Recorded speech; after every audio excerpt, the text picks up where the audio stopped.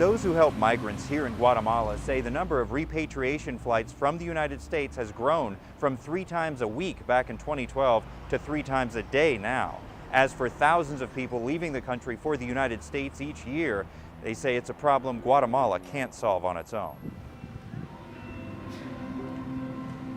Just about everywhere you look in Guatemala, you can see history that dates back centuries to when the Spanish arrived here.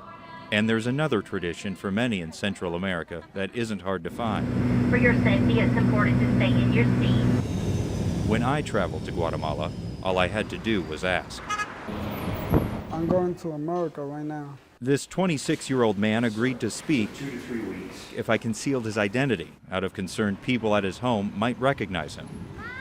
Hard to believe, he's on his 5th journey from Honduras to the United States. Guatemala is easy to cross. You just get the bus and get to the border of Mexico. In Mexico, it's the same. As long as you have money, you get into the border of America. That's why he's at Casa Migrante in Guatemala City, saving money until he can continue. His first trip to the United States was with his mother when he was about 7, but he says he was deported back to Honduras years later after a traffic stop in Atlanta, where he says his family lives now as citizens. His last attempt to return was 2 years ago. He was caught in Arizona. When I got into Arizona, Nogales, Arizona, I have to jump the fence and then just run until I get my ride. Se le ha llamado una crisis humanitaria. Casa Migrante director Juan Luis Carbajal Tejeda helps thousands of migrants passing through and returning to Guatemala each year. He calls it a humanitarian crisis and says the United States must make legal immigration easier. Que fueron migrantes. Because he's quick to point out, many of us already living in the United States have immigrant backgrounds as well. He admits Guatemala must also find solutions at home, such as better education in rural areas.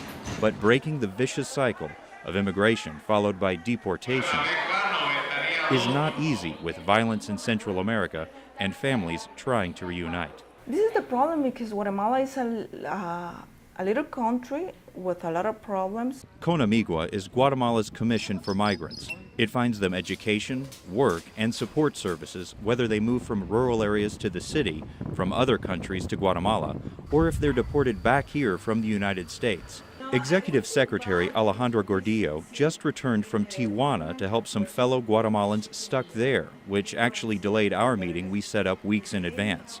She says those who pay coyotes to guide them to the U.S. border often put their homes up for collateral.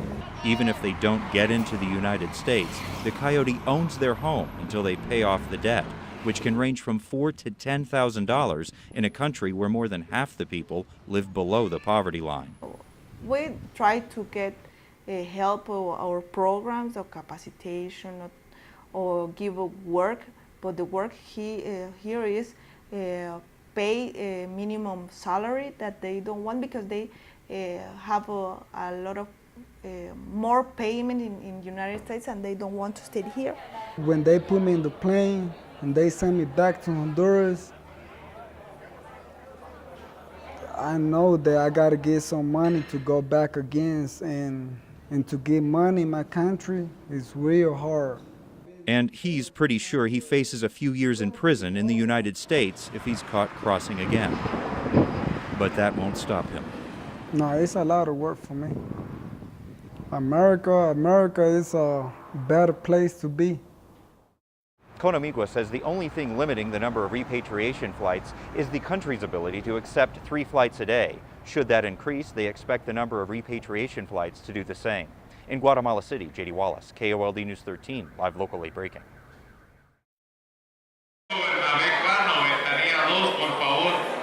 The journey from Central America to the United States has been made by many here in Guatemala, but that does not mean they want to do it. CERES is an organization that seeks to give people the reasons and the knowledge to stay here.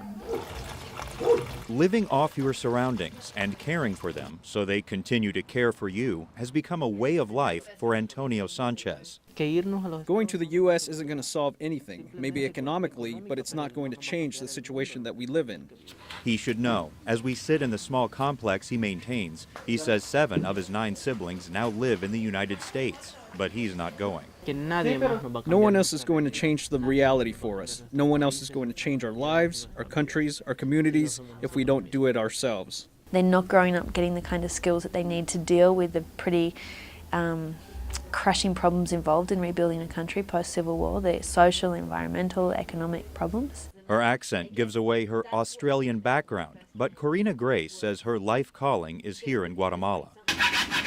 Leading up to and during my visit, she stressed how an increasing number of youth are finding reasons to stay here.